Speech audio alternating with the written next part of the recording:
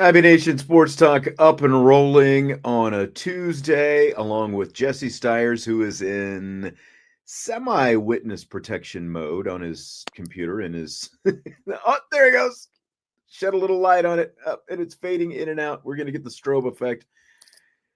I'm Sean Stiers. Hope you're having a good day today, a better one than Jesse is having. It's funny, Jess, because you, of course, live in the municipality of Cleveland, Ohio, and I was just watching on Good Morning Football today. They've got Seth Rollins from the WWE has been co-hosting on that show the last couple of days, and they showed a clip of him from this morning from, it's been several years. I think he said it might have been around 10 years.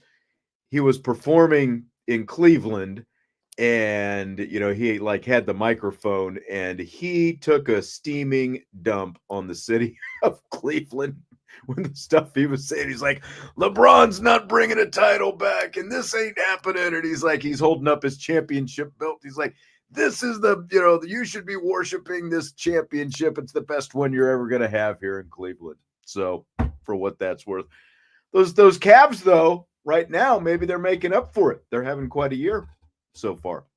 Yeah, number one in the NBA. But I've been listening to a lot of podcasts and reading a lot of stuff on the internet. A lot of these former players are saying no one's afraid of the Cavs, and you know, not to get too deep down a rabbit hole, but it's kind of what you were, you know, when I was in South Bend a couple weekends ago, you were asking me about the Cavs, and you're like, so who's the star player on the Cavs? And I think that's their kind of nobody knows issue is, you know, I think that people are kind of afraid of, like, come playoff time and things maybe get a little into the trenches. Who's that guy that can kind of carry you through some of those tough moments? And I think it's a valid question. So I'm curious to see, you know, where that goes. Oh, Andrew Gilmore, who was fired up on the Champions Lounge earlier today, by the way, says it's Mitchell. Are you in with that? I mean, it's got to be Donovan Mitchell. But the thing is, if Donovan Mitchell's not having a good night, they need someone else. And I think a big season has been, you know, for Evan Mobley and Darius Garland. So I think those two guys, if they're legit about, you know, making it all the way to the NBA Finals, Mobley and Garland have to play really, really consistent. It can't just be Donovan Mitchell, you know, being Batman, saving the day when they need him. Someone else has to step up as well. There's your Cleveland Cavaliers breakdown for the day, in case you were jonesing for one. Who's going to carry the Cavs? That was Jesse's question. Who's going to carry Notre Dame football when things get tough in 2025? See how I did that? I like that one. Spun it right in there. No more Riley Leonard to run for a first down when things collapse. That's right. That's right. There is no more Riley Leonard. And of course, this spring, the big question this spring is who's going to eventually emerge as Notre Dame's quarterbacks. So we got to talk with the quarterbacks as well as quarterbacks coach Gino Guidugli recently. And so we've got a lot of Gino comments that we're going to play today. When's the last time you heard Gino Guidugli talk? It's been a long time. Maybe a year ago, maybe last spring. It has been a while. I think it was after the NIU game when the world was melting down. I don't know if we got to talk to him then. It's typically spring and training camp that we get to talk, you know, to anyone other than Marcus Freeman and the coordinators, it seems like. But we're going to hear from Mr. Guidugli right now. He explained their process for splitting reps with the quarterbacks. Oops, I pressed it. We've had some new buttons that have kind of popped up on the backside. I don't know if you've noticed that, but it. I no longer have access to the backside. Well, that's your own fault because I don't need access to the backside. All you've got to do. Let's talking about rabbit holes. We probably don't want to go down.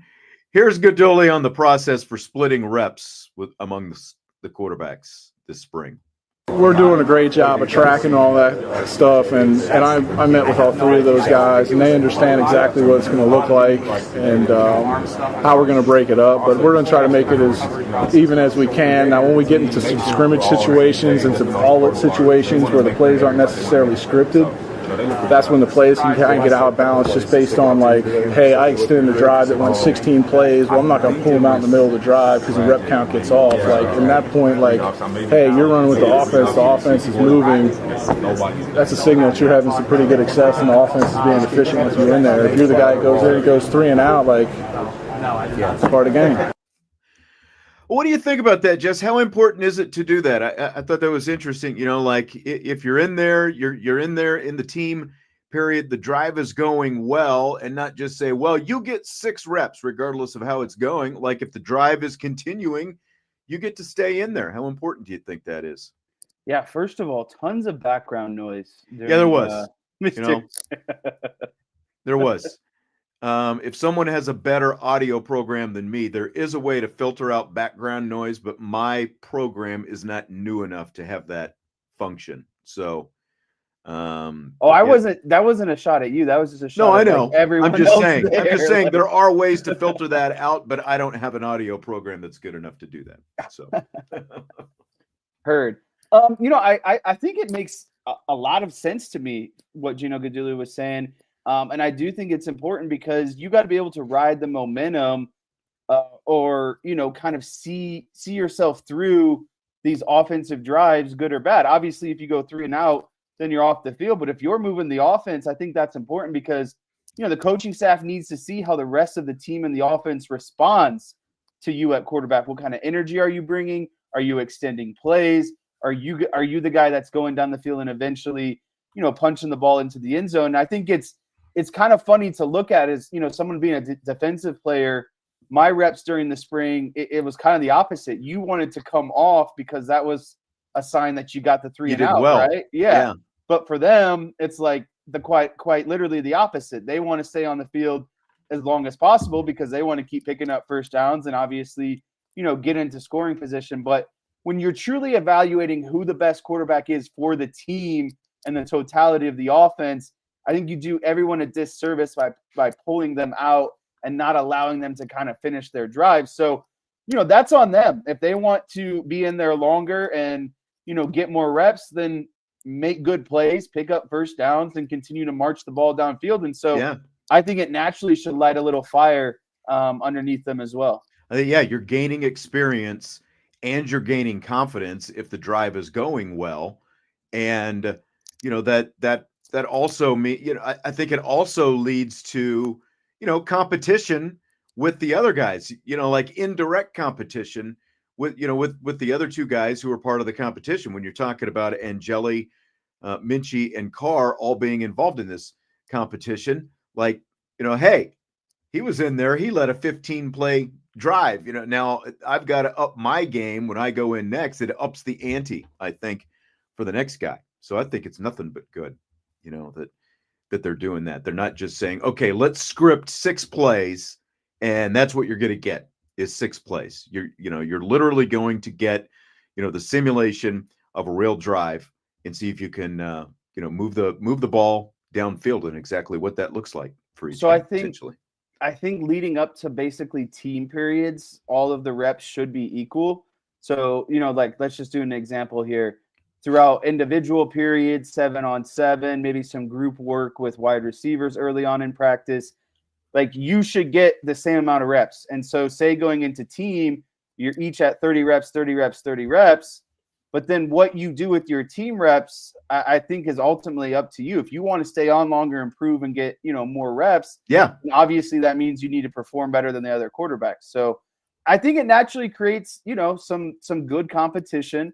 And I think also what's good about that is there's no kind of discrepancy or, potential resentment about who's getting more reps or that, because if you're a coach, all you got to say is, well, Kenny Minchey was out there and he was slinging it and he led a touchdown drive. We can't pull him out when he's doing that, Right. So I think, in terms of talking about the depth chart throughout spring, I think it just gives more kind of evidence or proof to what they ultimately decide to do based on, kind of how these team periods are going to be going throughout spring and fall camp. Yeah, exactly. Especially depending on, if you're going with the one, the guy going with the ones, assuming they all have the same kind of cast of characters around him, right? Right. Like, you're going with the ones now, and then this guy is going with as opposed to, well, this guy led it with the ones, this guy led it with the twos. Obviously, there's a difference when you're doing that. But, like Marcus Freeman said, I think on last week in his opening press conference, it's spring. So since the roster is more condensed, it's good on good more times than not. So it's much easier, to kind of set it up that way because there are fewer guys on the roster to begin with. And now you kind of led me into this next cut from Gino Guidugli talking about which period of practice gives the quarterback the best chance for growth. Team. You got to be in there under fire, making decisions under fire. That's the only way.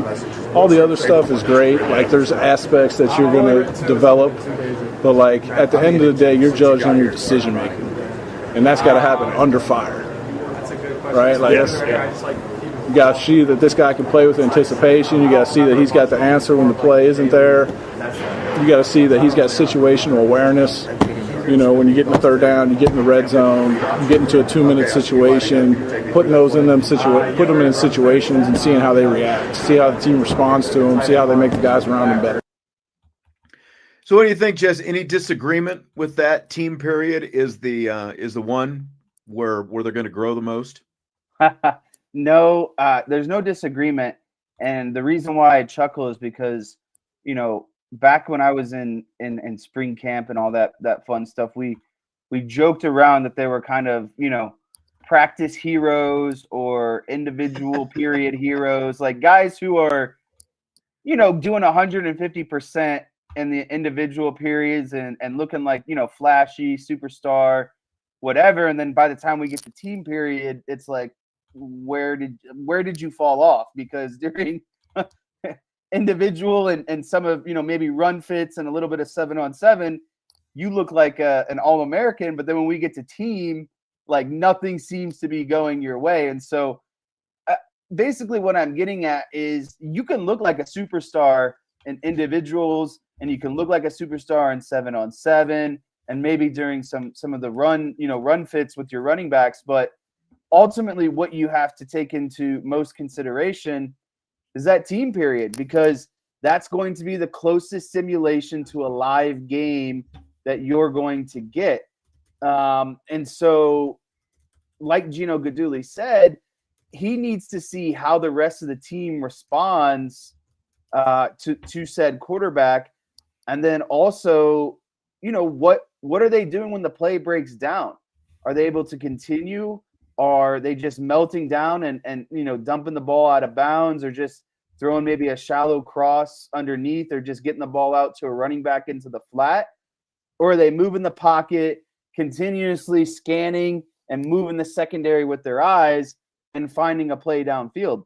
So, that to me has to be the number one thing, is how are these guys going through the progressions and team periods when that first or second read maybe not be there? Are they still able to continue the play and make something positive happen? Because again, that's the live part, right? That's where you're ultimately not only going to have the chance to grow the most, but where you're going to have the chance to learn the most and ultimately, fail the most sometimes as well.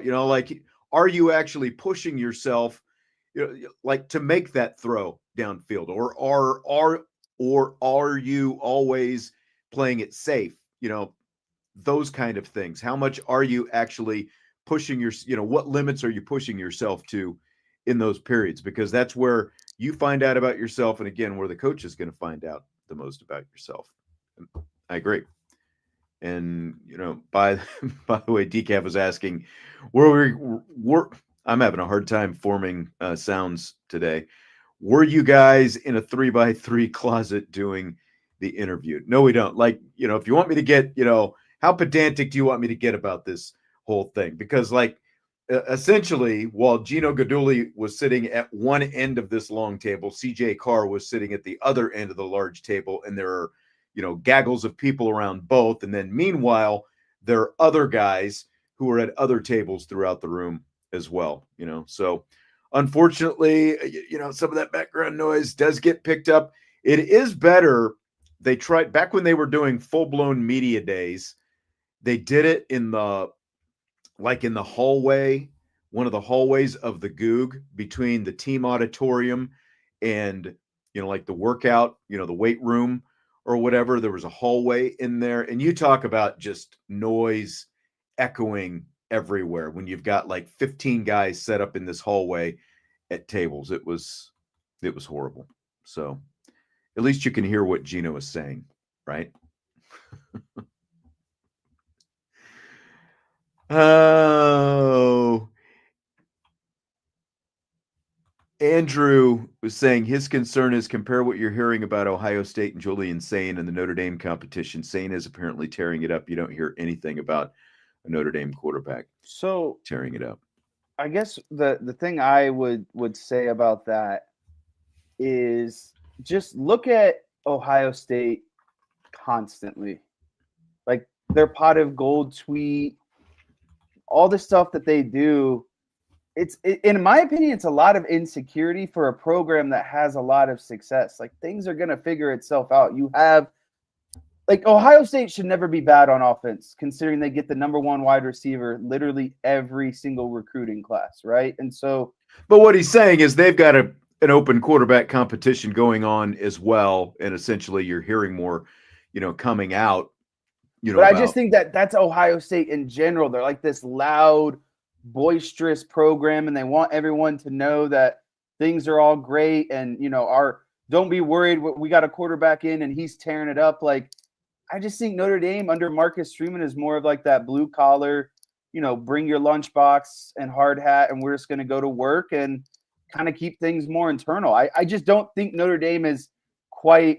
They feel the need to be, constantly kind of projecting to the public what's going on or what's the state of their program type situation. I was about to say what Corey says here is, like Ohio State is also a week longer into camp. And the fact that Notre Dame does have 3 guys vying for the competition, that essentially, one, we're not even like today is the 7th day of spring camp, the 7th day. That doesn't mean the 7th practice. There have been far fewer practices that have taken place. And the fact that you have 3 guys, splitting the reps the way they are, that decreases the opportunity for one guy to be, air quotes here, tearing it up, in the first week of practice with a handful of practices that they've had. So it's a little apples to oranges. But, going back to what Andrew was saying, because not just here in the chat, but I read what he said on the Champions Lounge and, his basically, lack of satisfaction with the lack of opportunities that we as the media get to watch these practices and be able to give any kind of evaluations, I agree with what he's saying. Like, I have talked to over the last few years since Mike Norvell has been the head coach at Florida State. Like, Norvell has had pretty much everything open, for like to the media. Like, they go in and they're able to watch everything. Now, that doesn't mean they're able to record everything, but they're able to go in and see with their eyes what's going on. And that's good and bad. But, look, like what Norvell has allowed in terms of practice didn't lead to a 13-0 season 2 years ago, and it didn't lead to, a polar opposite season last year. Like in good and bad, he has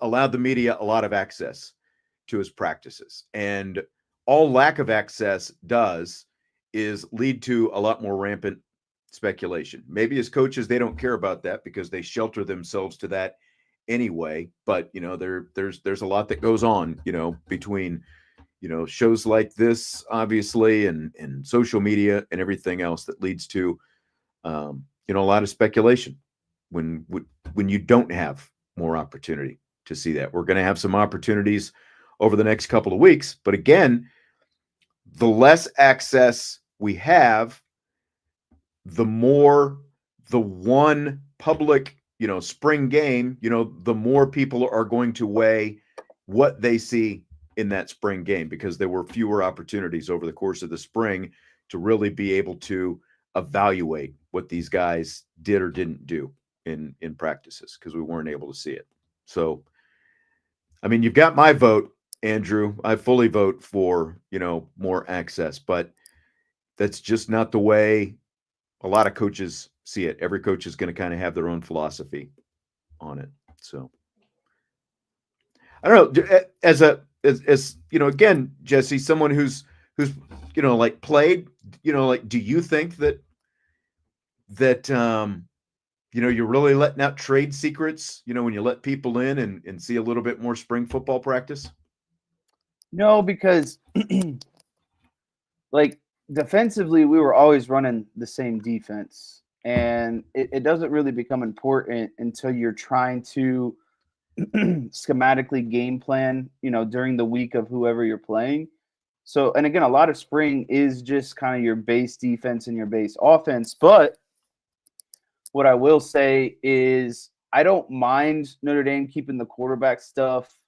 Like as a fan, yeah. And as, someone who does these podcasts, do you want more kind of meat to chew on? Of course you do. But at the end of the day, the last thing that I really want is, people kind of blowing out of proportion what they see in practice. And then that kind of maybe, filtering its way down to some of these quarterbacks. And now they're more worried about, what the media is saying about them and not really just focused in on, this competition. That's fair. That's truly fair. Getting better every day. But then on the flip side of it, like you were saying, it's kind of a double-edged sword because if you only give people, a taste here and a taste there, and then all of a sudden you're at the final quarterback decision, well, then a lot of people are going to question you because with their own eyes, they maybe haven't seen what your decision has basically led to, right? Right. And right. so everyone's he's playing favorites. This was going to happen all along, regardless, that kind of stuff. And so everyone kind of becomes an expert. And again, goes back to my favorite topic of conversation is these coaches have seen them for a lot of practices. They're going to pick the best player to be the quarterback that gives them the best chances of winning.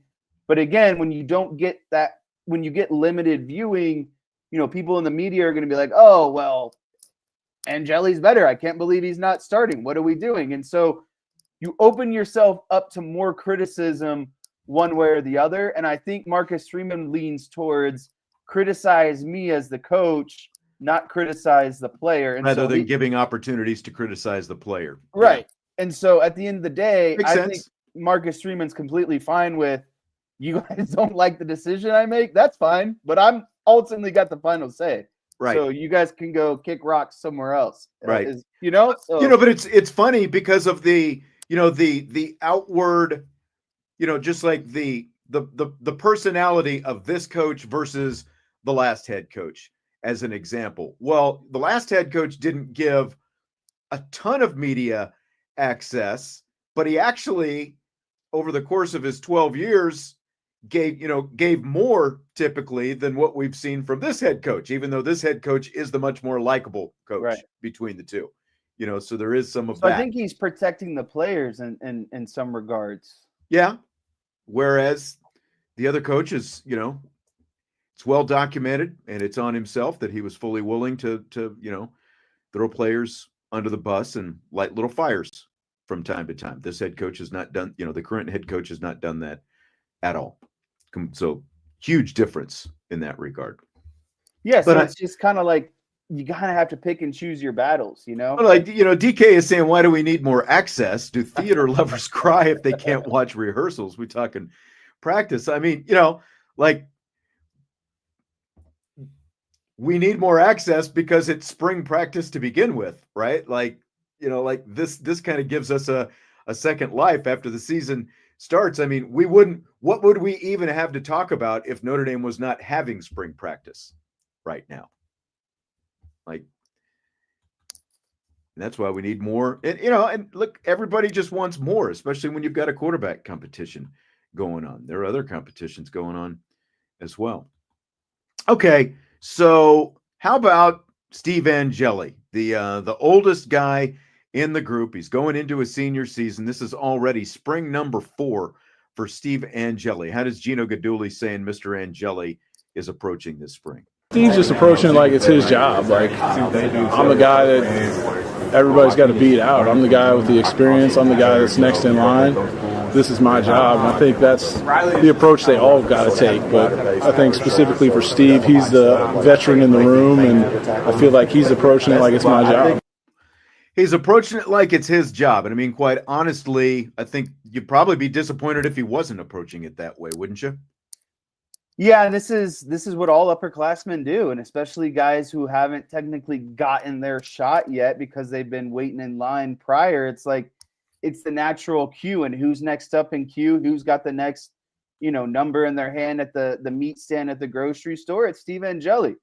And if you are a natural competitor, I think this is the only mindset that you would have going into this, because you have more experience, you're older, you're more mature, you've been around football longer, you have, better or longer relationships with a lot of these players, coaches, etc. Like, just go down the list.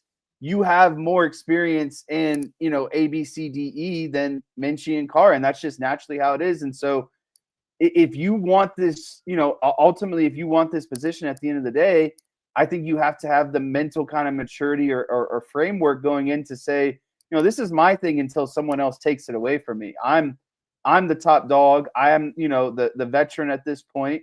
And if you young guys want it, you're going to have to beat me for it. Yeah. Again, you would absolutely expect that he would take that attitude, because he is the old guy. He's got the most experience. He's the guy who's actually seen the most game time. He's the only guy of the 3 who has a start under his belt, which we've talked about. Is that a quarter zip, by the way, that you've got on? Like, so your earbuds that you're wearing, is that what also is your microphone? Yes. Because I think your microphone might be scraping like on your zipper there. Okay. Or maybe is that the microphone that is up here? This part is the microphone. That part is the microphone. Yeah, I think that was, I don't know. There's like it's brushing up against you, or maybe it's your whiskers that it's brushing up against. Maybe you just need to shave before the show from now on. Whiskery man. Okay, so what about the other guys? Carr and Minchey, what's their attitude? Absolutely. Nobody's going to take a back seat to the next. They're all super competitive, which is going to make them all great. There's a great camaraderie inside that room. They all understand what's at stake, but like at the end of the day, it's not Kenny versus Steve or CJ versus Kenny. It's Kenny versus Kenny and Steve versus Steve and CJ versus CJ. And they just got to make the most of the opportunities they get, stack days, be really consistent, make the guys around them better, and be great leaders for our offense. And I think that's kind of what gets lost in these things is, like when you're in this kind of setting, and specifically a spring setting, where, as we've talked about, you're much more free, I think, to take chances and, do some things and show what you can do, because there is no game to prepare for, like no official game, like until fall camp starts. Just the way you go about your business in the spring is completely different than the way, you go about it in fall camp, because now you have a deadline. You're working toward that. But it is like, even though ultimately CJ Carr is going to be compared to Steve Angeli. Steve Angeli is going to be compared to Kenny Minchey. Kenny Minchey is going to be compared to CJ, like all that is going to happen at some point, but day to day, you're really not going against the other guy. Like Gino was saying, you're going against yourself and trying to push yourself to bring out the best version of yourself. And that's ultimately what's going to win you the job in the long run. Yeah, I think ultimately it's not about being better than Steve Angeli or being better than Kenny Minchey or Steve Carr. Really, all it's like you were saying, like none of these quarterbacks play the same way. And so it would be a disservice if Angeli's comparing himself to how, Minchey did in practice, because they just simply don't play quarterback the same way. What Angeli needs to focus on and what Minchey and Carr need to focus on is being the best version of themselves. And is that best version of themselves ultimately what gives this team the best chance of winning? Because Kenny Minchey playing like Steve Angeli isn't the best version of Minchey, and it's not the best version of himself that would help this team win. And so it's a really hard kind of concept to wrap your head around, because I think, like Guidugli was alluding to, all these people that you're in the room with, you're ultimately kind of best friends with at the end of the day. And my first 2 years of college, my best friend was someone who also played inside linebacker. But at the end of the day, there's only one number one starting spot, but you're best friends at the end of the day, right? And so it gets tricky, because you can't get caught up of, well, this is my friend and I need to beat him out. It's no, I need to have my best practice of, my best version of practice for who I am, and not be worried about my buddy over there and what he brings to the team and how he plays the game, essentially, right? Because everyone's going to play the game kind of different, but how you get there, I think, is ultimately kind of the difference maker, right? And so it really does suck, because I remember there were times where, like, we would be watching film and my friend would be like, would kind of be like, roasting me a little bit, being like, this fit was horrible. This is what you need to do. But, as a friend, that's what I would expect of him, is someone who's going to be honest and help me ultimately get better at the end of the day. And so it's the same goes for Angeli, Minchey, and Carr. Like, they're still building each other up and helping each other out. But at the end of the day, there's only one of them that's going to be the starter. And so it sucks. But again, someone's got to be the starter, and someone needs to consistently push themselves every day to be the best version of themselves, so it can be the best version of what this offense needs. So Mike Huff, just listening to Gino Guidugli there, said, sounds like a guy who believes Angeli is the guy. 10-2 season is coming. It's important to remember, because now we're also going to play cuts of Guidugli talking about Carr and Minchey. It is important to remember that, just like Marcus Freeman, Gino Guidugli is not going to sit in front of a camera or a bunch of microphones and actually nitpick and rip each of these guys to shred. He's going to be the hype guy for all three of them. You're going to hear him say really good things about all three of them. So I don't think you can read, because I think we're all doing the same thing when we listen to him talk about these guys. And when I sit back and I read, the transcribed quotes of him talking about these guys, as I've been, writing different stories, and I just put one up about Steve Angeli today, like, he's going to be saying good things about all of them. And, it's like when you read him say, the things about this guy, it's like, wow, it sounds like maybe that is the guy. But then you also hear him say really good things about the next guy, and it's like, wow, it sounds like this could be the next guy. You know what I mean? And it's also kind of when you catch them, because some guys could have a great practice that day, and other guys might not just have as good of a practice. And so, I think what you have to do is really sit back and take things into totality, and not put so much weight on an individual, transcript or audio recording that you hear from Gino, because at the end of the day, these are all super talented quarterbacks, and Gino's rooting for all of them at the end of the day, but he knows there's only going to be one. And so it would be a disservice if Gino's up there ripping them, because, again, if you want them to be the best version of themselves and continue to stack good day after good day, yes, there's room for, coaching and that sort of stuff, but there's also room for a lot of positive reinforcement. And I think that's what Gino Guidugli is really good at. Mike says, follows that up with, does he mention starter with Kenny or CJ? Well, I just played both cuts, and I literally asked him both of those questions. How is Steve Angeli approaching this spring? And he said he's approaching it like he's going to be the starter.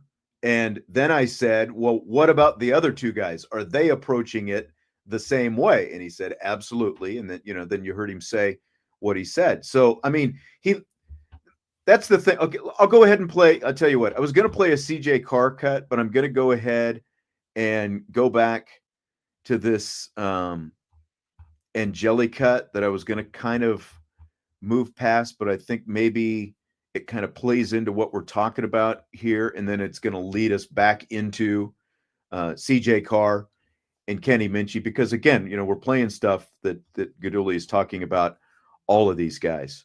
But the question to Gino Guidugli in this case was, how is Steve Angeli adapted to becoming the old guy in the room? Because, it's essentially what sets him, apart.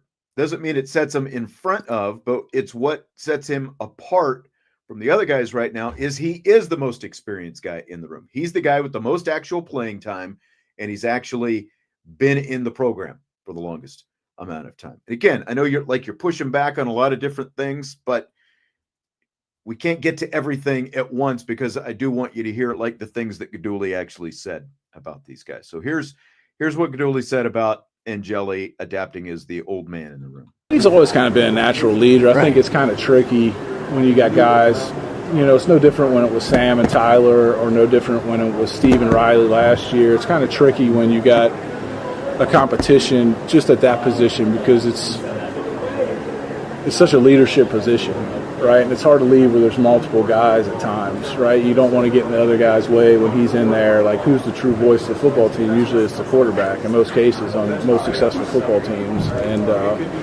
those guys are pretty good at navigating. Steve's been down this road before. And like I told the gentleman earlier, like, he's approaching it like it's his job, and I wouldn't expect anything different.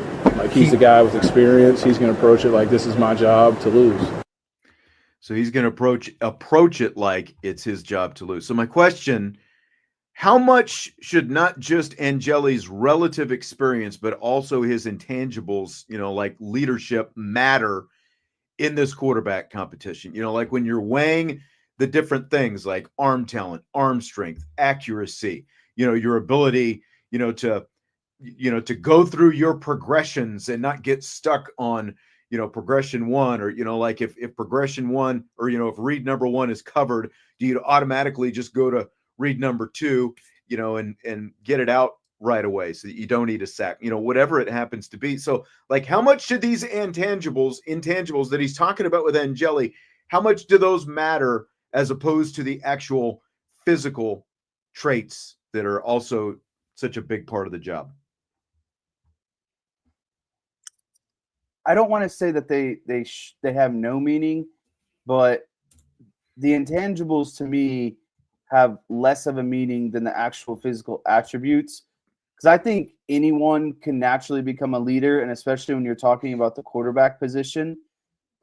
Because once you attain that position, you automatically become a leader. You might not be, like the team leader right now as you're battling for the job, but once you get to that position, especially if the other guys on the team like know that you are the best guy for the job, that's automatically going to put you in that position and give you a lot more esteem, in the building, right?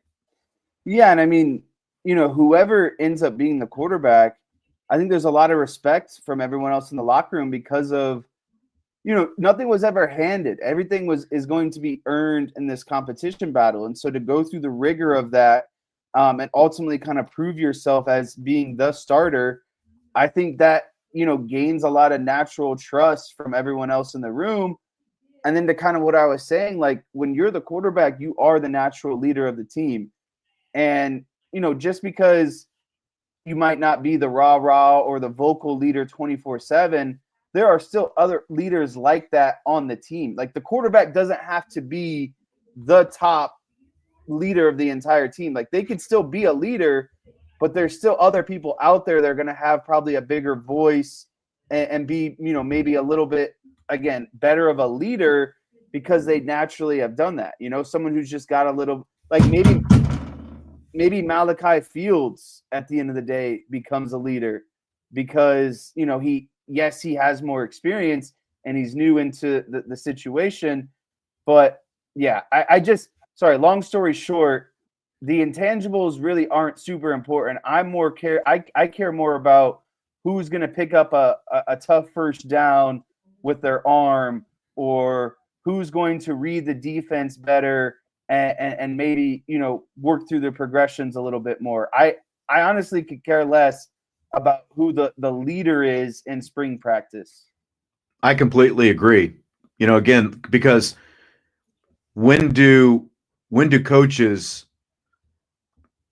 rarely name their captains in the spring, right? And like the way things have been done here for the last several years is you go through the spring, you go through your summer conditioning, and and they've divided it into groups and stuff like that, for a while now. And typically the leaders tend to emerge in the summer when there are fewer actual coaches around, when it's mostly the strength coach, and you're kind of finding out about each other and what limits you're willing to push yourself to and all those different kind of things. And then guys start gravitating to certain guys. And that's when, again, either coaches name the captains or announce the captains after the team has voted on the captains. Like that's, because I know a lot of people are kind of get wrapped up in, well, who are going to be the captains? Typically that's, that takes care of itself on down the line.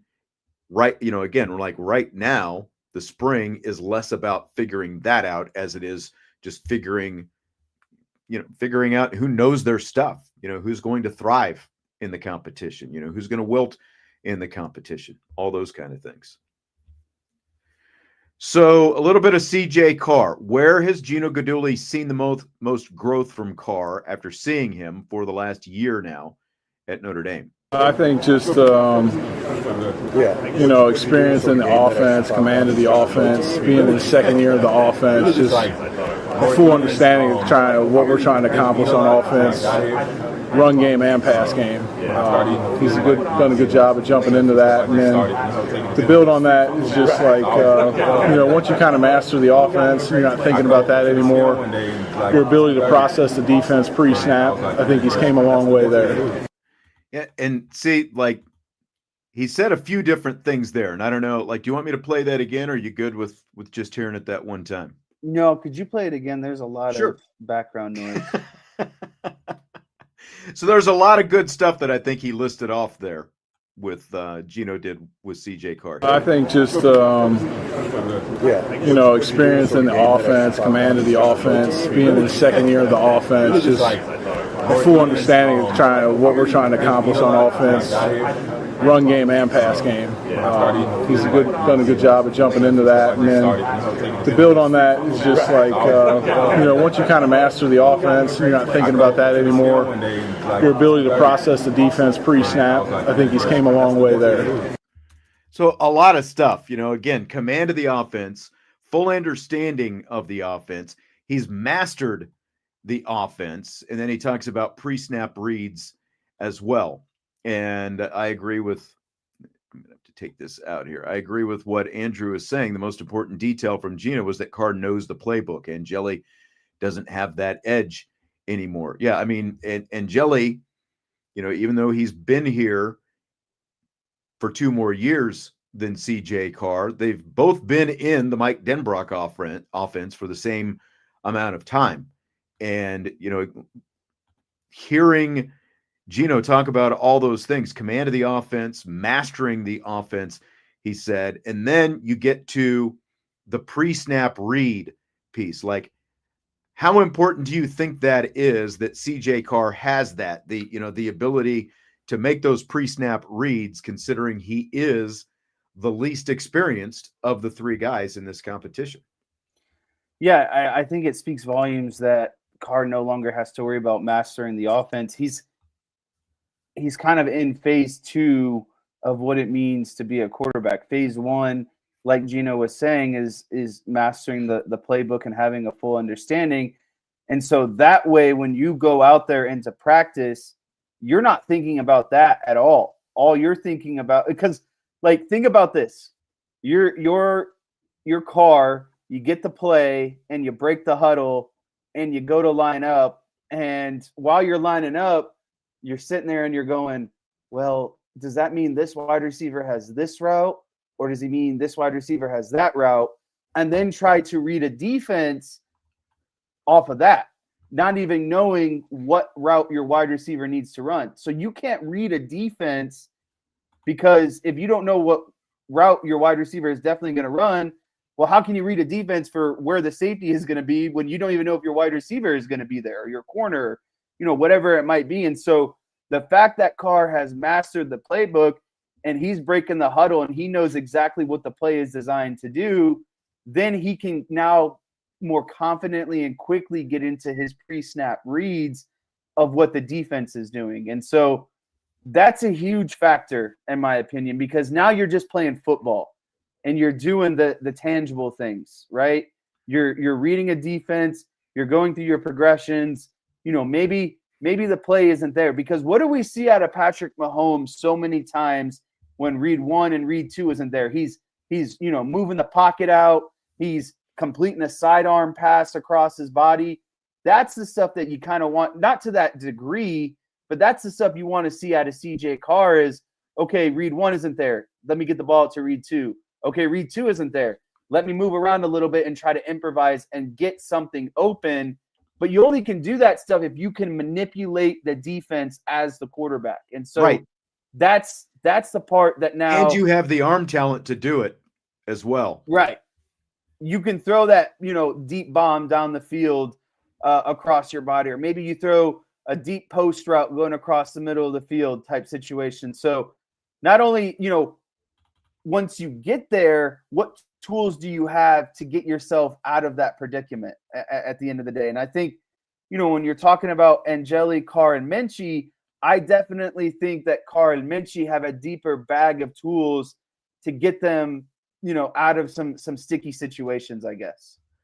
I'm going to go ahead and bring this back. Vince and I played it the other day. Was this yesterday that I played it, or was it last week even? I can't even remember now at this point. But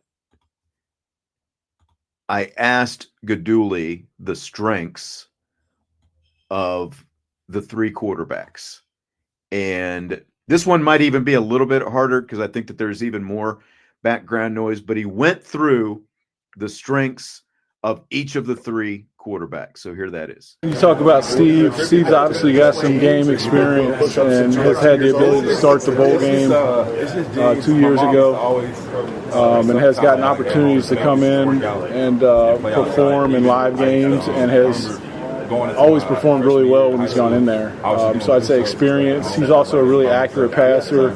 He's a great leader. In terms of Kenny's probably the most athletic of the bunch. Also a really accurate passer. And then CJ's got great arm talent. Is a natural leader. So I would say those things kind of are their strengths. So, again, when I hear experience is Steve Angeli's greatest strength, I mean, that was accuracy. Well, he went to accuracy, but experience is what he led with, right? And and Guidugli has talked about that a lot with Angeli, the experience, the fact that he started in a bowl game, like those are kind of the 2 first bullet points. But he did mention the accuracy, and the guy is accurate. There's no doubt about that. But then when he comes to CJ Carr, he's talking about arm talent as one of the first things. And then we just heard him in that other soundbite talk about, the fact that he knows the playbook. He has mastered the playbook. He has a command of the offense, along with the arm talent. And, to me, that speaks volumes that if, and again, Steve Angeli, even though he has more experience, that experience is relative. But, it's relative to the other guys. It's not like this is a guy who has started half a season and then was injured and then wasn't able to play anymore. Over the span of 3 years, he has, the sum total of what amounts to about 4 games worth of playing time over the course of 4 years. And that is the experience that is one of his top strengths. And so when you compare all of that to someone who has more actual physical tools and is younger and has the arm talent and has the mastery of the offense that Guidugli was just talking about, that tends to tip the scales pretty heavily to me. Yeah. I still think they're more balanced, to be honest with you. I think that you think it's close is what you're saying? Yeah, I mean, I still think the it's tipping one way, but I still think it's pretty balanced between the three. And honestly, the thing that stuck out the most to me was him complimenting Kenny Minchey's athleticism. Save that because we're gonna do that in rapid fire. We're gonna talk about Kenny Minchey here in a minute, but I'm glad that you picked up on that because we're gonna talk about that in rapid fire because, like I said, Vince and I did talk about that, and then someone gave us some feedback about the athleticism of Kenny Minchey. So hold on to that thought, okay? Yeah, but kind of final thoughts on that clip there. It's like it's hard because Angeli has him beat in leadership experience, but Carr has more arm talent and a bigger arm, but then Steve is more accurate despite having a bigger arm. And so, again, it feels like this kind of like give and take. And so I don't know. I just really see them as being this thing is pretty well balanced still at this point. Joe's asking if CJ redshirted. He did, because I mean, he did redshirt. How much that matters? Probably very little. I don't think anyone saw CJ Carr as a 4-year guy, or definitely not a 5-year guy, coming in the door at Notre Dame. But technically, yeah, he did get a red shirt for last year. What do you think about this? Christopher says Steve should be a captain whether he starts or not. He's a leader. I mean, again, this will be voted on. To me, a quarterback who's a backup, like if he is the backup, because he's saying whether he starts or not. A quarterback as a backup does not equate to a captain to me. What do you think? No, I don't. It's a weird situation. Does it matter, I guess? Well, I think it's a weird situation to get in because I don't think Kenny Minchey or Carr would be captains at the end of the day just because they're starting quarterback. And then if you make a non-starting quarterback a captain, I don't know. I find that hard because whose voice are you really listening to? The backup quarterback who doesn't play, or your young starting quarterback who, again, might not be a captain, but is obviously the leader of the offense. So I think you get into some sketchy waters when you start naming a non-starting because then I think you're almost captain. Dividing the locker room naturally. Yeah, that way, right? Because there might be someone who still prefers Angeli over blank, right? And so you make him a captain, and it's like, again, are you listening to the guy who's sitting on the bench but he's still a captain, or are you listening to the starting quarterback who's out there, putting his body on the line every play?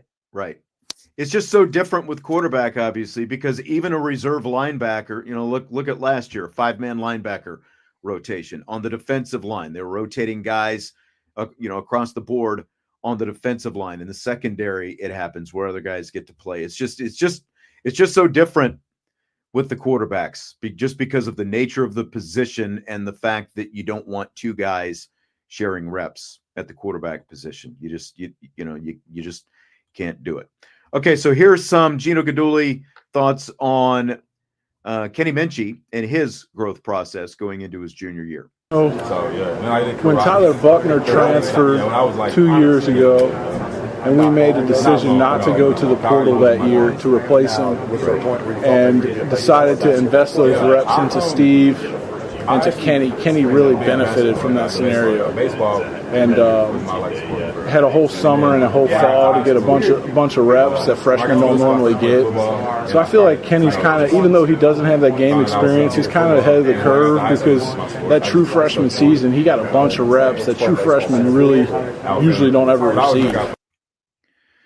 So how important do you think those early reps for Kenny Minchey are for him almost 2 years later now? I think it's important because it allows him to kind of hit the ground running at this point, right? Like it's like what we were talking about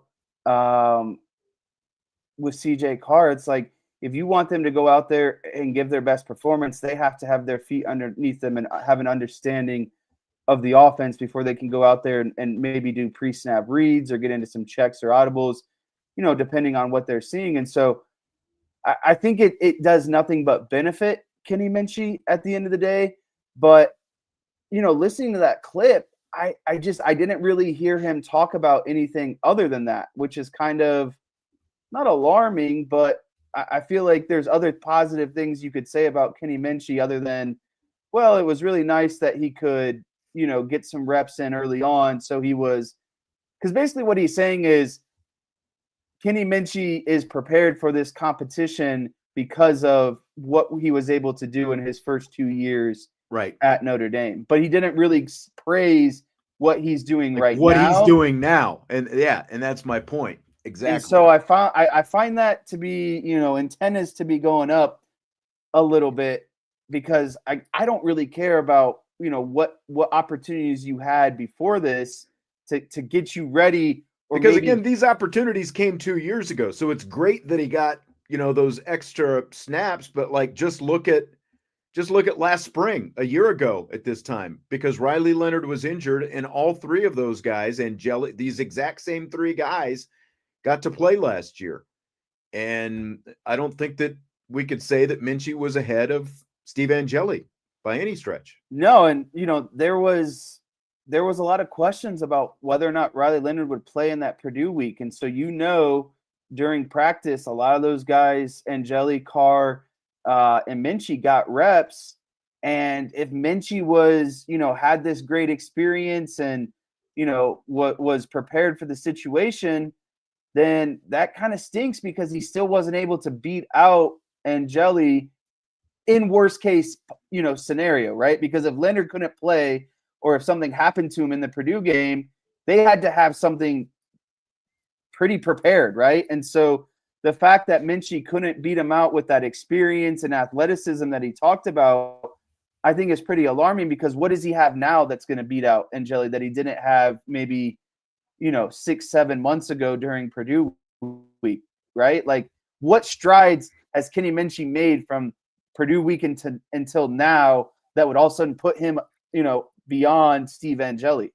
Yeah. So, Mike is saying here, he made this comment earlier, but this is Kenny's third year at Notre Dame, going into year 3. If he can't beat out Angeli, then he's not the kid that we thought he was. He says he still believes that Carr is a cut above both guys. But I agree with that first sentiment, because athletically, physically, Minchey is a couple cuts above Steve Angeli, athletically and physically, and with the arm as well. But there's obviously more that just that goes into it than just having physical skills. And so I agree. Now, Al coming in hot. He must have missed the first part of the show. He says, unless you're watching them practice, how can you say one is better than the other? I mean, we started the show talking about how we wish that we had more practice access, right? Like, I'm not disagreeing with what you're saying. We're going to get limited opportunities to see these guys, but we will get to see more of them at some point. But the less we get to see of them, the less we actually know about them. But that's also why we're sitting here and we've been playing these comments from Gino Guidugli, because he does get to see them every day, so it leaves us kind of dissecting what the quarterback coach has to say about him. Yeah, I mean, and this is true too. Like Buckner physically is also better than Steve Angeli, but Tyler Buckner's obviously not in the quarterback room anymore. No, and I get what you're saying. I wasn't taking it as like a shot by any means, but I was just I understand, because everyone is obviously trying to make their opinions based on what we are able to see and hear and all that kind of stuff. So yeah, I'm not like ripping you for making that comment by any means, because it is the frustration is we all wish that we could see them more, and we don't get to see them enough. But yeah, I mean, everyone's got their own preconceived notions, and like we do hear little things here and there about what's going on in practice and stuff like that, and it is what it is, unfortunately. Jesse, are you ready for rapid fire? At the 1 hour mark, I think it's time for some rapid fire. Ready to go? Okay. So we're going to continue with more of the quarterback conversation. Fill in the blank. So Vince and I talked yesterday about that cut that I played from Gino Guidugli, listing the strengths of each of the quarterbacks. And you were getting ready to fire off on it just a minute ago in the first segment of the show. He said Kenny Minchey's greatest strengths are his athleticism and accuracy, and that means blank to you. It means both good and bad to me at the end of the day, because the reason why I think it's good is because what was Riley Leonard at the end of the day? He was extremely athletic, and he was a relatively accurate passer because he wasn't pushing the ball downfield a ton. So he kind of lived in that 5 to 15, 20-yard range, and he did well with it, right? And I think more importantly, we know that a Mike Denbrock offense thrives with an athletic quarterback. Look at Jaden Daniels. Look at Riley Leonard. Like, it is an aspect of what it means to be quarterback for Mike Denbrock.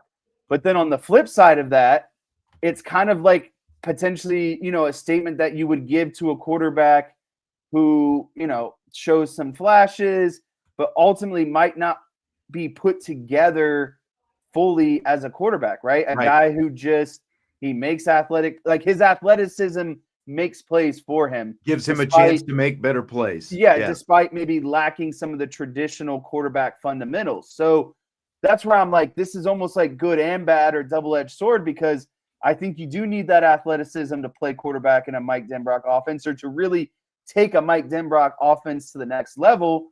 But the way it's kind of being used in context with Gino Guidugli, I think he's kind of saying that it kind of bridges that gap between the lack of maybe traditional, fundamentals that he may or may not have. And so, again, this is all speculation at the end of the day, but that's kind of how I interpret that comment. Well, and that's what we have to do. We have to interpret the comments, because that's what we're given, because we're not able to actually get our eyes and, see any more of this than what we've been able to see. Now, we will be able to be out there at practice tomorrow, but again, it's going to be stretching first 4 periods. So we're not going to get to see a ton tomorrow unless they, dramatically alter, the periods, with what the periods are at the front of practice. And no, Tommy, there was no big show today. Brian said he had some things that he had to take care of. So no, there was no big show today. And I agree with what you're saying. And I agree with what Andrew was just saying as well. It's a nice compliment. He's a great athlete.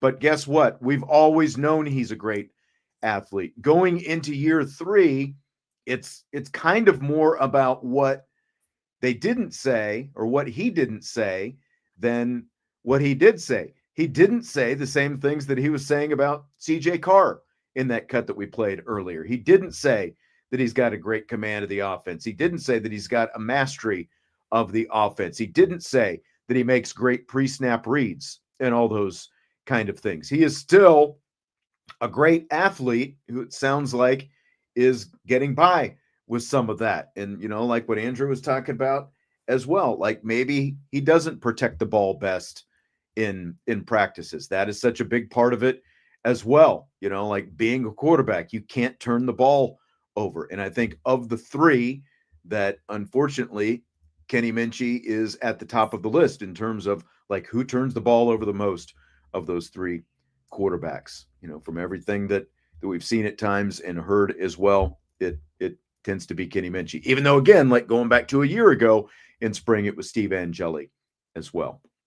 But that's just, you didn't hear him list all those other things that go into being a guy who would be, like in line to win the job.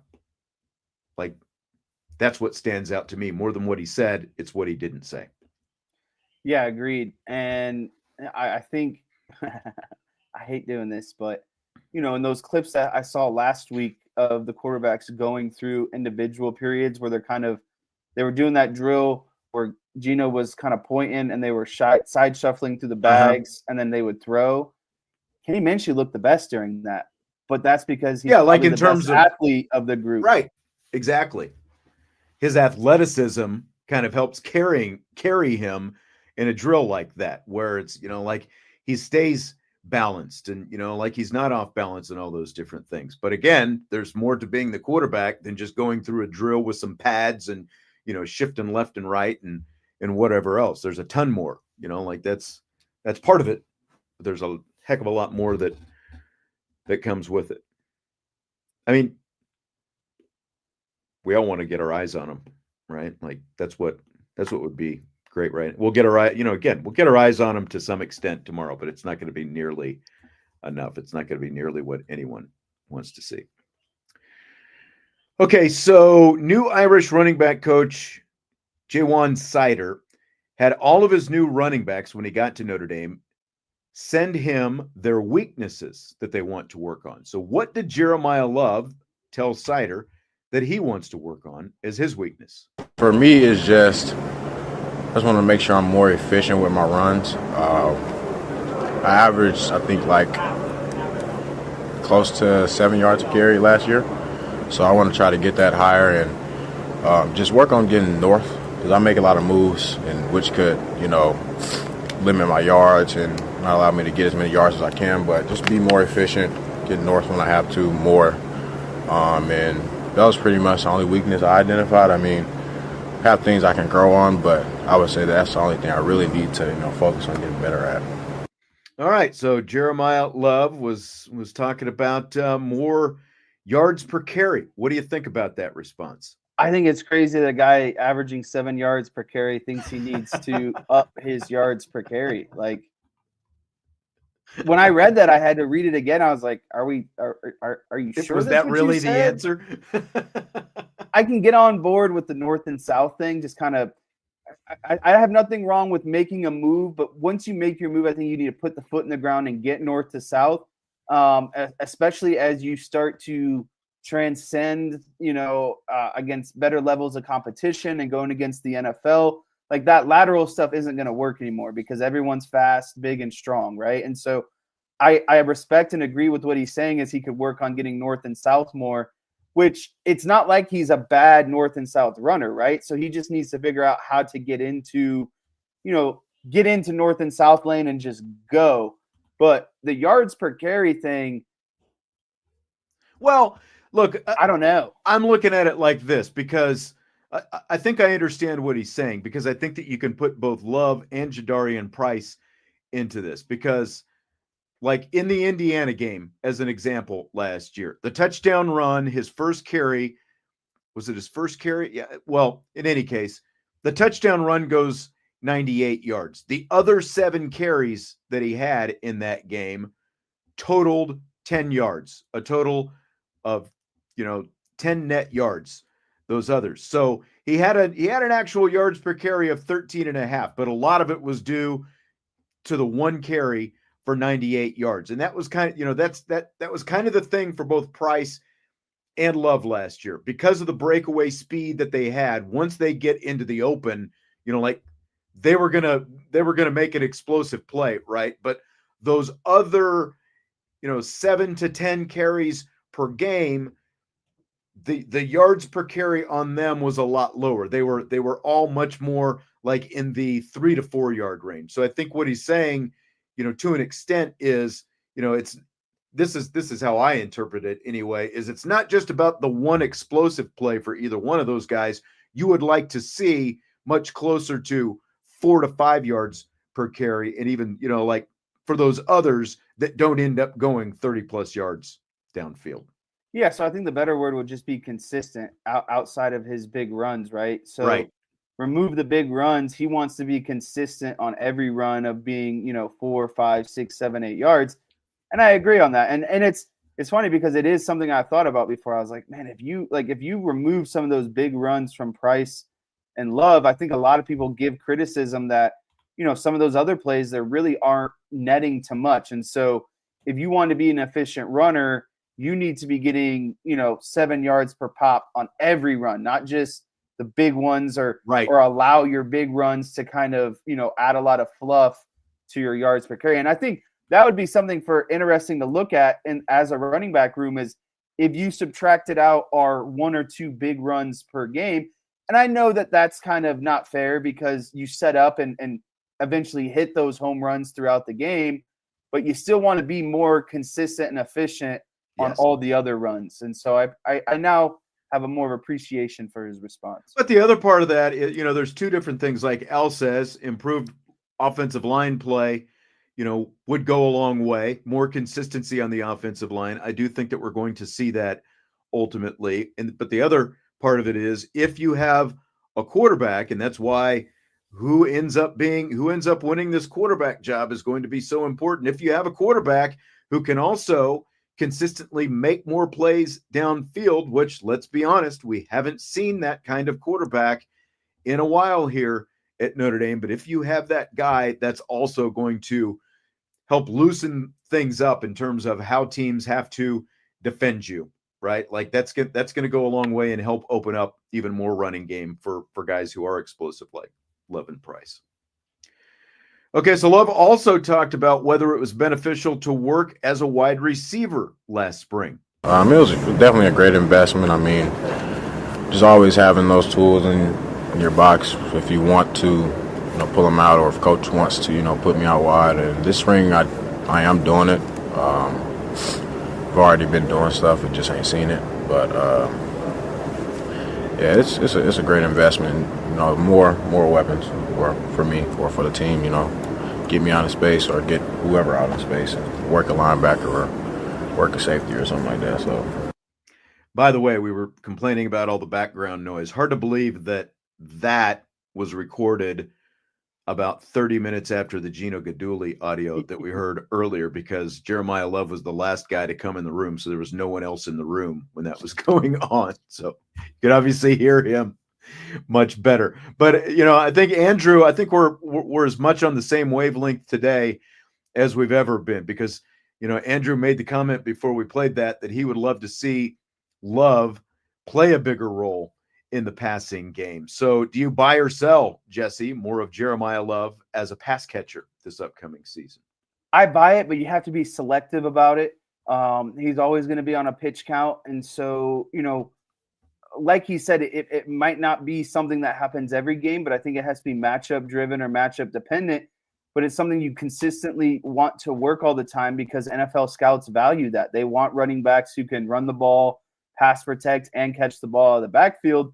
And then I think, what you can get into potentially is, kind of schematically, how can you get Jeremiyah Love the ball in open space, or maybe how do you use him as decoy so everyone's focused on him, and then something else kind of develops off of it at the end of the day. So I want to see more of it, but I don't want it to become so saturated that there's no more kind of element of surprise, or it takes away that big play kind of aspect. Like I don't want him out there just catching like a 1 or 2 yard slant route and getting banged up and tackled. I want it to be a very, boom type of play, right? Like it's something that's schematically been drawn up and worked on, because any of the wide receivers can go out there and catch a 2 yard slant, but not all the wide receivers are taking handoffs and taking a beating like Jeremiyah Love does consistently. See, like Vince and I were talking yesterday about J1 Sider said that he wanted to see more of Love on third down this season, and I'm all about it. But they do need, I guess, to figure out a specific plan about how that's going to happen. Because like I said, just having Jeremiyah Love on the field on third down, he automatically becomes someone you have to pay attention to, whether or not he gets the ball, right? But I guess it does become a balancing act in terms of having him on the field, how many touches per game he actually gets, and how much you keep him involved in third down. Like third down is the most important down in football, right? Because you either extend your drive or you're off the field and you're punting. So to me, it makes perfect sense that you're going to have your most explosive player on the field on that down as much as possible. And that also plays into his involvement in the passing game. But to me, the more ways you can utilize him while also keeping in mind that you have to balance the actual touches that he gets, but the more you can utilize a guy like that. Marcus Freeman said it at the start of training camp last year. It ain't rocket science. You got to figure out ways to get Jeremiyah Love the football. And I think we all wanted to see him get more touches per game than what he had last year. But again, it goes back to his recruitment. Like Jeremiyah Love came to Notre Dame not wanting to, essentially sacrifice his body, at the expense of his, pro potential down the road as well. The way I envision Notre Dame utilizing Jeremiyah Love is I think how they utilize their punt situation throughout the season. There should always kind of be an aspect of the unknown or what Jeremiyah Love is going to do on said play. Maybe he just goes out there and stock blocks someone on the perimeter. Right. But you kind of eventually lull a defense to sleep, and then bang, all of a sudden you're hitting this crazy, funky, fake punt and getting a big chunk play out of it. That's what I want to see out of Jeremiyah Love, is like that sort of kind of creativity that we saw with the punt unit. Like, don't just run him out there to run him out there. Like, you need to have a very clear objective. And if you're getting a certain look, this is something we've practiced with him and we know is going to go for a big play. Right.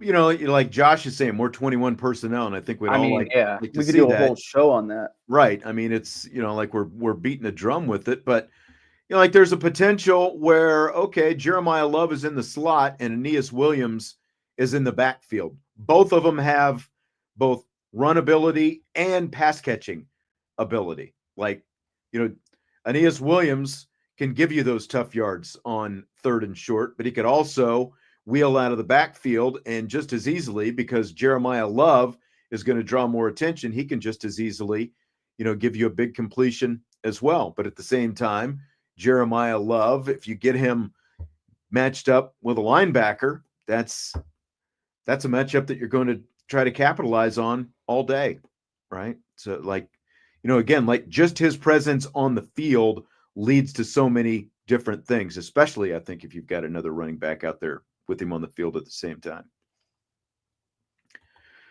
Okay, so Notre Dame women's basketball coach Niele Ivey talked about the home crowds for the Irish in their 2 NCAA tournament games over the weekend. Here she is. I mean, this is just really tough place to play. I'm really grateful for the South Bend community. They've shown up for this program and for me all season long. We've had the most sold-out games.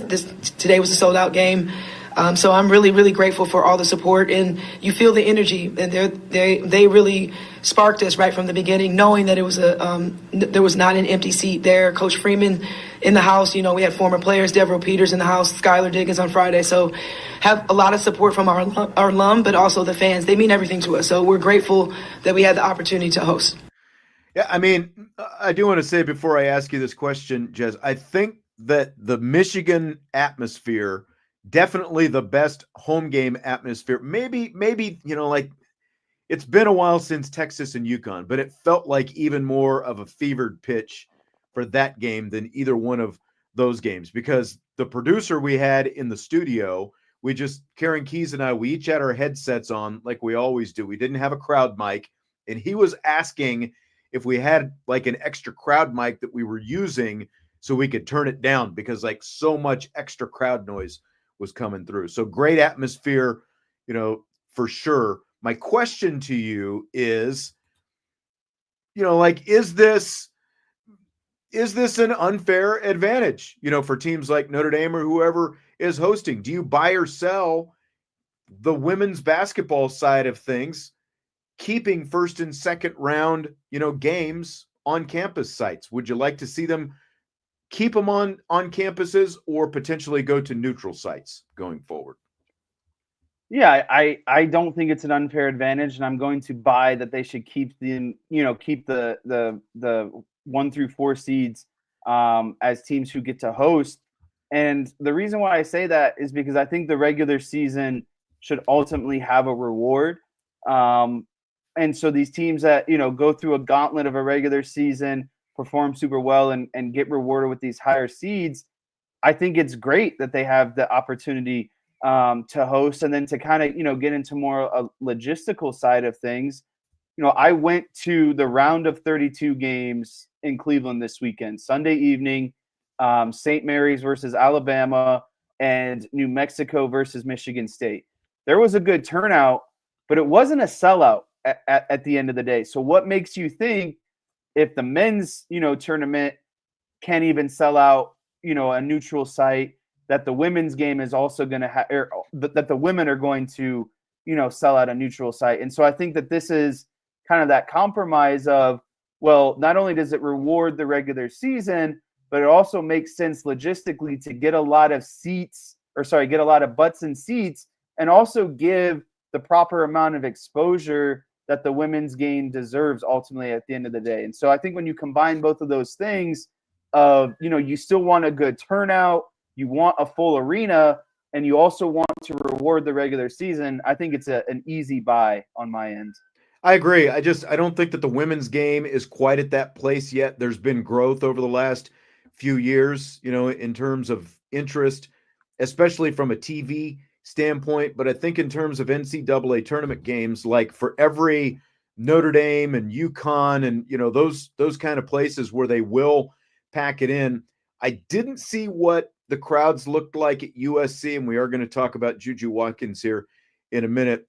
But like, I was watching after the show was over last night, I was watching the Maryland-Oklahoma women's game that went to double overtime. And it was a great game, by the way, especially down the stretch. Maryland overcame a 17-point deficit, and they ended up winning in double overtime, even though Barker from Alabama ended up with more than 40 points in that game. It was a pretty great individual performance. But Maryland was hosting that game, and when they were doing cutaway shots of the crowd, they weren't sold out, so not even every women's host site is selling out. So I don't think that it's at a point where you would want to go to neutral site games. And I do think, as you said, continuing to reward the women's teams that had the great regular season by letting them, host these games. I think that is just as important, for the women's game right now as anything, keeping them on the campus sites. I think they need to continue to do that going forward. Tommy wants to know if Sony will be stuck to Haley Van Lith like glue this Saturday. I don't know.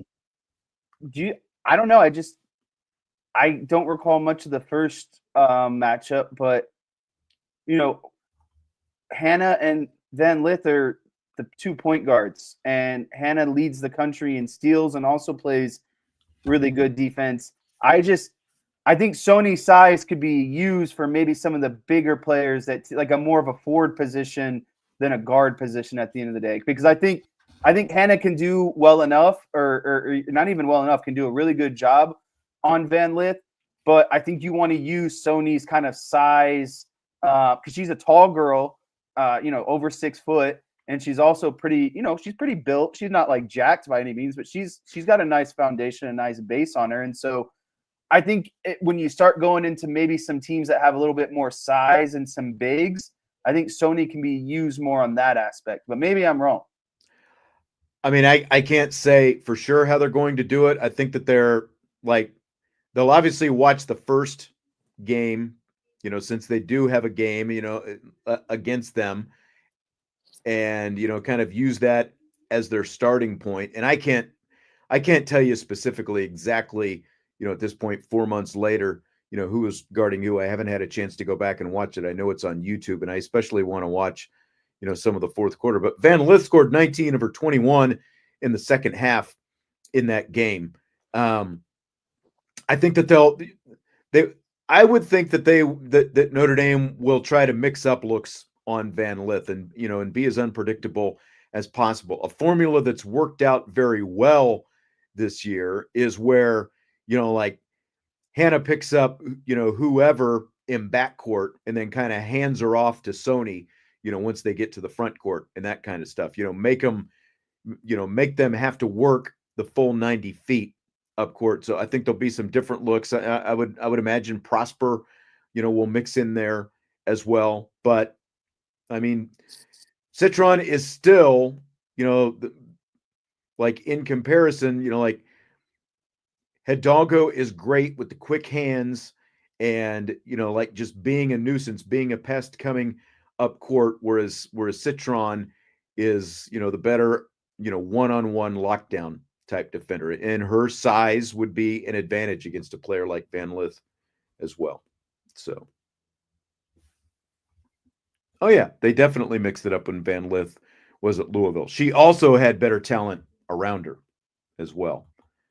And Scott L. Esquire says he would love it if Sony just completely shut her down. She's talented offensive scorer, and she is often the straw that stirs the drink. And I agree. I prefer Citron's demeanor to Van Lith's demeanor as well. Going to be a great matchup. Looking forward to it, the Sweet 16 this Saturday. So I tell you what, let's go ahead and do this one first. Fill in the blank. Southern Cal women's basketball star Juju Watkins tearing her ACL in Monday's NCAA tournament game is blank. It's sad, and it sucks for the game of women's basketball. Obviously, you know, any athlete that gets hurt is going to be a tough situation. But then when you kind of mix in Juju Watkins being, you know, kind of the Caitlin Clark of the women's game this year, and kind of the popularity and the eyeballs that she brings to the game, I just think it's super disappointing, you know, at the end of the day, because you're talking about, you know, you can put Hannah Hidalgo, Olivia Miles, Juju Watkins, Haley Van Lith, and you know, the guard from UConn, Buchers. You can put them in a bucket of probably the top players or the face of the game this season. And so when you lose one of those players for a sport that's, you know, really trying to get on the same grounds as the men's game and has made a lot of progress in the last couple of years, it just really sucks to see someone like Juju Watkins go down. Yeah, I mean, that's the difference. That's the biggest difference between the men's and women's games right now, is the fact that the women's game right now is basically like the men's game 30 years ago, when you had the Fab Five staying together for, you know, 3 years, when you had Christian Laettner and Bobby Hurley and Grant and those guys playing together for 3 and 4 years, and the O'Bannons and, you know, Tyus Edney and, you know, like UCLA and those kind of players, where you had 4-year careers basically, and men's players became stars by staying in college, you know, like, whereas right now you only get like Cooper Flagg for a year and then he's going to be gone. It's like men's players don't become stars in the men's college game the way they used to even 20 years ago, let alone 30 years ago. But the women's game, you can become stars, and you listed some of them, and Van Lith is one of them as well. And obviously Hidalgo is one as well, but Juju Watkins is one of the stars of the game. And so it absolutely stinks for the game, and especially for her, obviously, because now it's essentially the same, you know, kind of situation that Olivia Miles was in 2 years ago. Because of when this injury happened, this probably means you're not going to have Juju Watkins playing basketball next season, unless, you know, she would opt to come back in February, you know, and play, depending on how she is. You're probably not going to have Juju Watkins for at least most of next season, if not all of next season, because it's March, and you know what an ACL tear requires to be able to come back. And that also means, you know, USC is coming to Notre Dame next year, because Notre Dame went out to Los Angeles this season. USC is coming here next year. And so you're more likely than not, you're not going to get that Hidalgo Juju Watkins matchup at Purcell Pavilion. And again, like, first and foremost, it sucks for Juju Watkins, but it also sucks just, you know, for the greater game, because you're not going to have a high star power, 2 juniors who are both going to be in the running for National Player of the Year next year. You're not going to get that matchup on national TV. You'll still get the 2 teams playing against each other, but you're not going to get Watkins being part of it. So bad for the game, first and foremost, bad for her, and hopefully things, you know, go well for her in her recovery over, you know, the next year. What's going to be a really long recovery. So hope things, you know, best wishes, obviously, for Juju Watkins. Stanford has fired head football coach Troy Taylor today after the school investigated him for complaints of aggressive and hostile behavior, is what it was reported, towards colleagues, most of whom were women. The investigations concluded that Taylor's behavior was inconsistent with the standards of Stanford. So, Jess, I've seen some people questioning the timing of this firing, considering that the teams, it's spring practice time right now. Do you have any issue with the timing of this in regards to Stanford? No, I have no issue. I wouldn't even have an issue if this was middle of the season. A bad coach is a bad coach. You still have a lot of spring ball left. You still have the whole summer and all the fall camp to kind of get things turned around. And, let's not forget, you also have Andrew Luck in charge of things now. And I think that should provide a lot of stability within itself, because he is one of the best players to ever go through, the Stanford locker room.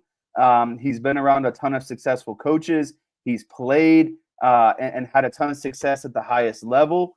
So, yeah, again, a bad coach is a bad coach. And if those things are true and those investigations turned up what they turned up, there's just really no room for a guy like that at Stanford. So I have no problem with it. Yeah, and like DJ said, the timing means it was ugly. They felt they had to do it. Unfortunately for this kind of thing, because again, like if he's bullying female staffers or, like aggressive and hostile behavior, towards anyone, male or female, if this kind of stuff was going on, like, it means that it had to be done right now. Like, would you want that guy around just so he could finish the spring, with the team? I don't think so, because, regardless of if you waited until the end of spring or if you do it mid-spring, you were going to fire him, obviously. So now you've got to go out and you've got to find a new head coach, so like for their program specifically, their program has obviously been in turmoil and, in a downward slide for a while. And it just means that they've got to go out and, find somebody else at this point. And Andrew Luck is a really good person, as DJ says. So it's like, it's a rock and a hard place. And unfortunately, like with this kind of stuff and these kind of accusations, you just have to cut ties as quickly as possible and turn the page as quickly as possible and move on, like regardless of when it happened. Fill in the blank. It's blank that NBC is reportedly interested in the Major League Baseball TV package that ESPN will be walking away from after this upcoming season. To me, it's exciting. And when the ESPN, when the reports came out that ESPN was no longer going to have the joint deal with Major League Baseball, I was all about it. And the reason why I was all about it is because ESPN has just become so stale in their programming and Sunday Night Baseball, and having to listen to A-Rod and the guy over from the Yankees, Michael K, I think is his name. You're gonna die if like they go out, like an NBC gets it and they're like, "Hey, A-Rod, you're free. Come on and do our games." I guess what I'm saying is if they keep it in-house with NBC, I think that there's a lot better voices on the staff or kind of in-house of NBC who could, potentially do baseball. And I think it would be a great opportunity to kind of not rebrand, but kind of redo how baseball is being presented by a national network at the end of the day. And I think that NBC has a great opportunity in front of them to kind of, reinvent how baseball is being broadcasted on a national level because of, again, in my opinion, ESPN did a bad job the last 5 to 10 years and was putting out stale and boring content at the end of the day. And so I think it's a great opportunity for NBC to kind of revitalize things, because me personally, I like watching baseball and I can sit down and watch baseball, but I know that that is an unpopular opinion. People need to be entertained if they're going to watch baseball on TV. And so what can NBC do to better entertain the fan, unlike what ESPN was doing? DJ asks if it's more money from NBC. There's no actual, like money being reported right now. It's more just that NBC has interest. And like when we talked on Rapid Fire, what's it been? Maybe a month or so ago, I think you and Vince and I were all here for it. Like you were excited about the prospects because of what you were just talking about, like to get away from ESPN and see if some other outlet, whoever ended up getting it, would be interested. And I think like from the NBC standpoint, like ESPN obviously has the Sunday night baseball package. They also have the home run derby, and they have the All-Star game, and then they had wild card, like a round of wild card playoffs that they were, televising. That was their package, basically. I think from an NBC standpoint, what probably makes this so intriguing to them is they already have Sunday night NFL football. So you've got that during the football season. They are also going to be, when they get the NBA next year, they're going to be doing a Sunday night NBA package. So that gets them basically January, February, March, April through the spring. And then, they'll have playoff basketball on as well. So then once basketball season is over, like, it's a natural fit. If you get this Sunday night Major League Baseball package, they could basically have, one of the three primary professional sports on Sunday night throughout the year. Like, Sunday night becomes sports night basically on NBC, NFL to NBA to Major League Baseball. So I think that that's probably why it's such a would probably interest them so much. And again, it's not like they're going to be, televising probably multiple national baseball broadcasts. It's going to primarily, I would think, be a Sunday night kind of thing. So I think it makes a lot of sense for them. What they're able to do beyond that, I think, will be, part of the curiosity, in terms of, are they able to do something extra?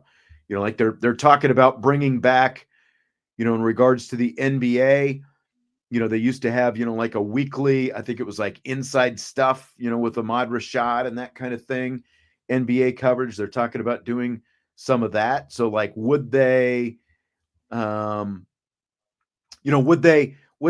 have, like a Baseball Tonight on Peacock, for example, something like that, because I don't see them using the network to do that. And Michael also said he read where MLB wants to throw out the local TV model and pull the whole package. And there's a lot more overall stuff in conversation and negotiate, all kinds of different packages I think are going to be tossed out there in regards to what Major League Baseball does going forward, because they obviously want a much more national presence than what they have, because so much of baseball has gone to the local regional sports network model over the last several years. But they also need, there's a lot that needs to change just in terms of their streaming as well, which you well know, like in terms of what you can and can't watch in different parts of the country when you want to watch a specific team. Like the stupid blackout rules. For some reason, in South Bend, Indiana, we are considered a local market for the Cincinnati Reds because, like Indianapolis, it's basically because of Indianapolis and its proximity to Cincinnati, as opposed to, Chicago, so like we're considered a local market for Cincinnati, Chicago, and Detroit. So like, even though we don't get the RSN for Detroit or Cincinnati unless we pay extra for it, we get blacked out, if whatever team is playing the Cincinnati Reds, we can't watch it in this market, even though, we don't necessarily naturally get it on our TV. So you were kind of shaking your head like you don't care. So, all right, well, that's going to do it for tonight. We're going to wrap it up with that. We will get out and watch a little bit of practice tomorrow morning. We've got some post-practice interviews as well. So DJ says we kept engaged through a baseball conversation. We have won for the day. We've got DJ on our side for a baseball conversation. We'll wrap it up with that. Hit the like button before you leave, and we'll talk to you tomorrow on IB Nation Sports Talk.